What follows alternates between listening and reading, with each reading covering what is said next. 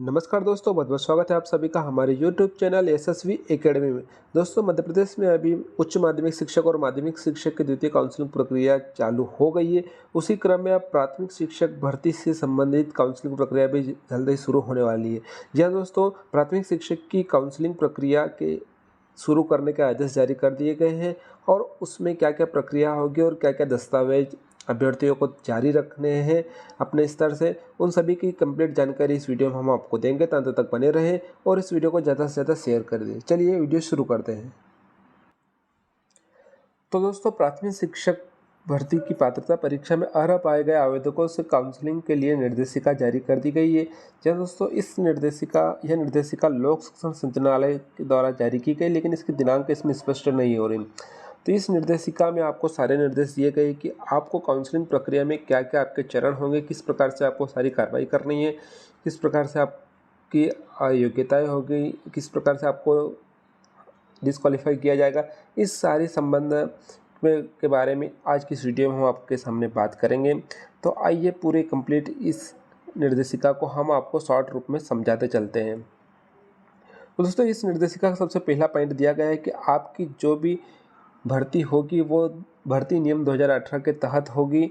इसमें 2018 के बाद जो जो भी संशोधन किए गए वो सारे संशोधनों के आधार पर भर्ती प्रक्रिया होगी।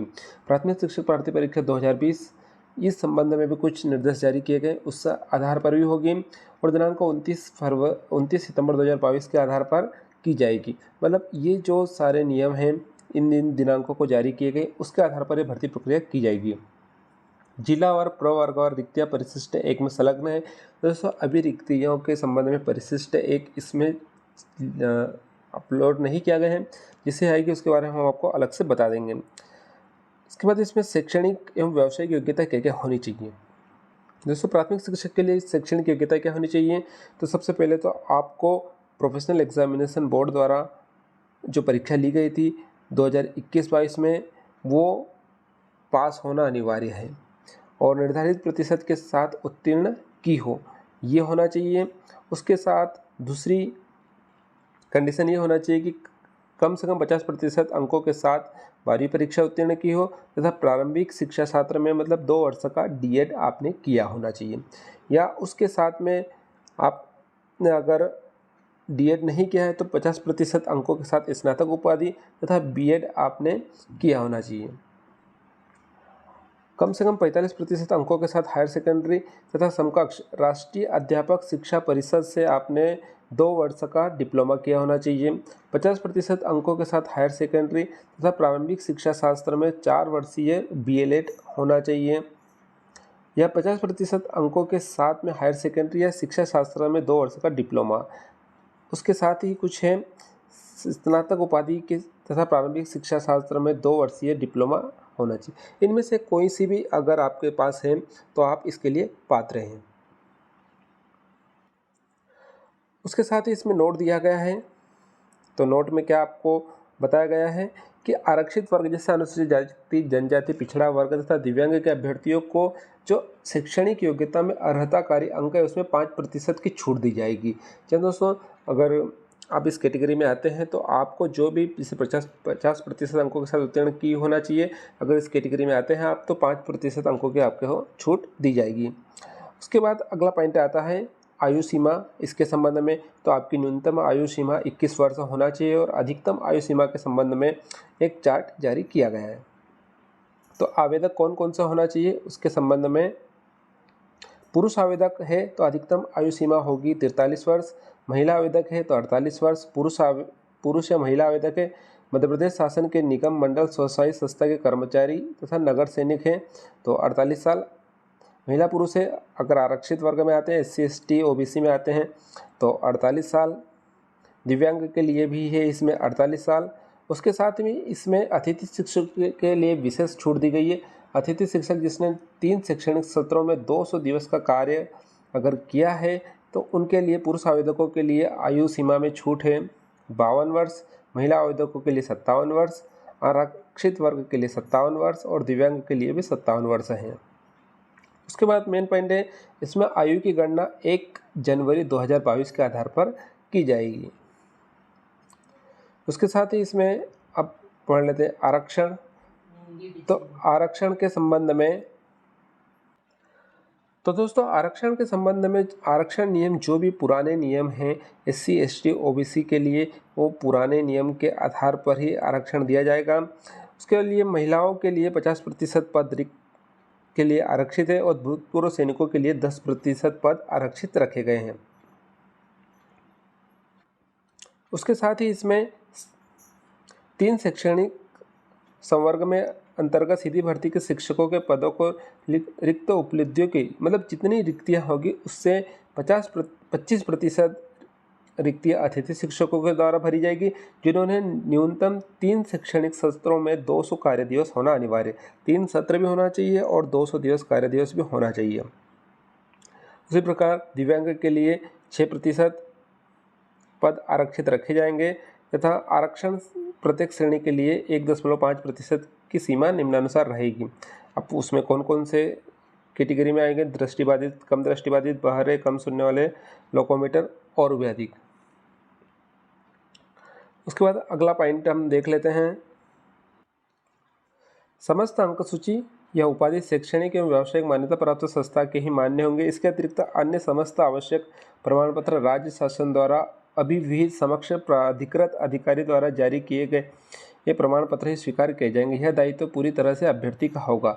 तो आपके जो भी है मान्यता प्राप्त संस्था से आपके अंक सूची होना चाहिए और आपके सारे दस्तावेज जो दूसरे दस्तावेज होंगे वो समक्ष प्राधिकृत अधिकारी के द्वारा होने चाहिए। उसके बाद अगला पॉइंट है आरक्षण तथा आयु सीमा संबंधी छूट मध्य प्रदेश के मूल निवासियों को ही मिलेगी। मतलब आयु से संबंधित जो छूट दी गई है वो मध्य प्रदेश के मूल निवासियों के लिए ही रहेगी। उसके बाद परीक्षा अवधि एवं वेतन मध्य प्रदेश राज्य स्कूल शिक्षा सेवा शर्तें एवं भर्ती नियम 2018 एवं इसी नियम में संशोधित अधिसूचना 24/12/2019 के अंतर्गत प्रावधान के अनुसार होगी। तो इसमें परीक्षा अवधि 3 साल की रहेगी और वेतन जो रहेगा पहले साल 70%, दूसरे साल 80%, तीसरे साल 90% और चौथे साल 100% वेतन देने जाने की 100% वेतन दिया जाएगा। निर्धारिता है क्या है, आप इस वीडियो को पॉज करके इसको पढ़ते जाइए। इसके संबंध में आप अलग से एक वीडियो बना देंगे। उसके बाद अगला पॉइंट है योग्यता सह चयन सूची तैयार करने की प्रक्रिया। यह प्रक्रिया विभाग के आदेश क्रमांक के तहत होगी 28/8/2018 में और इसमें समय समय पर जो संशोधन हुआ गया है उसमें आगे है 29 सितंबर 2022 के आधार पर की जाएगी। इसमें अधिकतम अंक प्राप्त करने वाले अभ्यर्थियों का नाम सूची में सबसे ऊपर दर्शाया जाएगा। उसके बाद नाम अवरोही क्रम में दर्शाए जाएंगे। मतलब जिसने सबसे ज़्यादा अंक प्राप्त किए गए उस आधार पर आपकी योग्यता चयन सूची तैयार होगी। उसके बाद अभ्यर्थियों से यह अपेक्षित है कि वे ऑनलाइन प्रक्रिया से सम्मिलित होने से पूर्व समस्त आवश्यक अधिनियम, नियम, अद्यतन निर्देशों का अध्ययन कर लें। ये निर्देश आपको trcmponline.gov.in पर उपलब्ध हो जाएंगे। उसके बाद आपको जो प्रक्रिया शुल्क है, मतलब आपको काउंसलिंग के लिए फीस देनी होगी। कितनी होगी?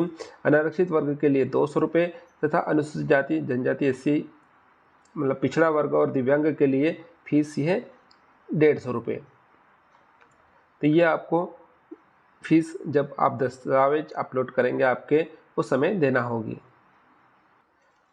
उसके बाद मेन पॉइंट है भर्ती के चरण। मतलब इस भर्ती प्रक्रिया में कौन कौन से चरण होंगे। सबसे पहला चरण होगा कि आपको अतिथि शिक्षक जो हैं उनके लिए ऑप्शन खोला जाएगा। उसमें आपको यस या नो पर क्लिक करना है। उसके बाद आपको इस ऑप्शन को सेव कर देना है। उसके बाद दूसरा ऑप्शन दिया जाएगा कि जिन्होंने अतिथि शिक्षक के लिए यस नो का ऑप्शन चूज़ करा है उसके आधार पर आप विभाग MP ऑनलाइन पर एक मेरिट सूची जारी करेगा और इस मेरिट सूची में जिन अभ्यर्थियों का नाम है उनको अपने दस्तावेज अपलोड करने होंगे। उसके बाद तीसरे पॉइंट में है कि जिनका नाम सूची में होगा उनको दस्तावेज अपलोड करने होंगे और दस्तावेज अपलोड करने के बाद उनको फीस जमा करनी होगी। और उसके साथ जिन्होंने अतिथि शिक्षकों का चयन यस किया है उनके दस्तावेजों का सत्यापन उसी जिले में होगा जिस जिले में उन्होंने अतिथि शिक्षक के रूप में कार्य किया गया। बाकी व्यक्ति अपने हिसाब से अपना जिला चूज़ कर सकते हैं। जो भी जिला आप चूज़ करेंगे उस जिले पर आपने जो भी दस्तावेज अपलोड किए उनका वेरिफिकेशन होगा, उन्हीं दस्तावेजों का सत्यापन आपको करवाने जाना पड़ेगा। उसके बाद चौथे पॉइंट में जो भी दस्तावेज आपने अपलोड करे उनका सत्यापन उस जिले के जिला शिक्षा अधिकारी या सहायक आयुक्त कार्यालय में आपको निर्धारित दिनांक जो भी आपको समय सीमा दी जाएगी उस समय सीमा में उपस्थित होकर 3 सेट में 100 प्रमाणित दस्तावेज ले जाकर वहां पर जमा करने होंगे। उसके बाद वहां से आप दस्तावेजों के जैसे आपको प्रमाणीकरण होगा तो आपको एक रेफरेंस नंबर ऑनलाइन जनरेट हो जाएगा।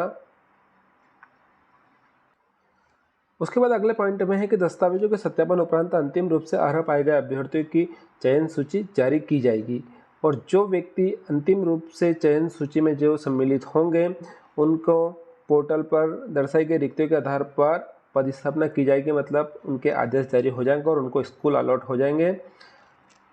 ये सारी प्रक्रिया।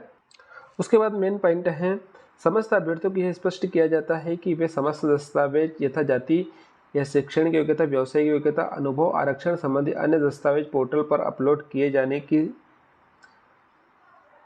तिथि से पूर्व ही अपने स्तर पर तैयार रखेंगे। सभी अभ्यर्थियों को समस्त दस्तावेज अपलोड करना अनिवार्य है। तो कब दस्तावेज अपलोड होंगे इस संबंध में अभी इसमें कुछ तारीखें नहीं दी गई है, वो अलग से सूची आएगी, हम आपको हमारे वीडियो के माध्यम से अवगत करा देंगे। अब इसके लिए आपको कौन कौन से दस्तावेज तैयार रखना है, जो मेन पॉइंट है।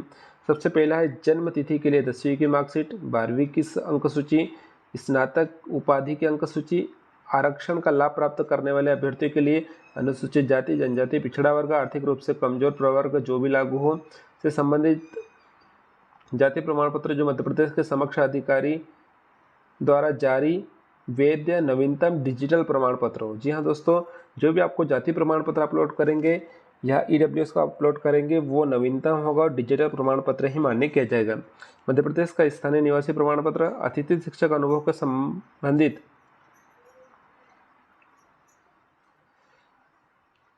अतिथि शिक्षक अनुभव के से संबंधित समक्ष अधिकारी द्वारा जारी प्रमाण पत्र, मतलब अगर आपने डीपीआई में किया है तो जिला शिक्षा अधिकारी द्वारा अनुभव प्रमाण पत्र जारी होगा। अगर आपने ट्राइबल विभाग में किया है तो सहायक आयुक्त के द्वारा आपका अनुभव प्रमाण पत्र जारी होगा। दिव्यांगता, भूतपूर्व सैनिक की स्थिति में समक्ष अधिकारी द्वारा जारी है वैध नवीनतम डिजिटल प्रमाण पत्र। उसके बाद है बीएड की अंक सूची सभी सेमेस्टर या वर्षों की, डीएलएड के अंक सूची समस्त सेमेस्टर अथवा समस्त वर्षों की, मतलब आप ऐसे नहीं कि लास्ट सेम के आपने अपलोड कर दी, आपको सभी सेमेस्टर के अपलोड करना होगी। आयुष छूट संबंधी प्रमाण पत्र समक्ष अधिकारी द्वारा यदि लागू हो। उपनाम परिवर्तन की स्थिति में शपथ पत्र, नाम एवं उपनाम दोनों में परिवर्तन की स्थिति में राजपत्र से निर्मित नाम के प्रकाशन की प्रति, मतलब अगर आपके नाम में कुछ संशोधन है तो उसके लिए आपको शपथ पत्र लगाना होगा। तो दोस्तों ये कुछ मेन पॉइंट थे इस निर्देशिका के। आई होप कि आपको वीडियो पसंद आया होगा। तो वीडियो पसंद आया तो इस वीडियो को ज़्यादा से ज़्यादा शेयर करें और हमारे चैनल को सब्सक्राइब कर लें। और भी जो भी इस प्राथमिक शिक्षक भर्ती संबंधी न्यूज़ आएगी हम हमारे वीडियो के माध्यम से आपको ज़रूर अवगत करवाएंगे। धन्यवाद दोस्तों, वीडियो को शेयर करना ना भूलें।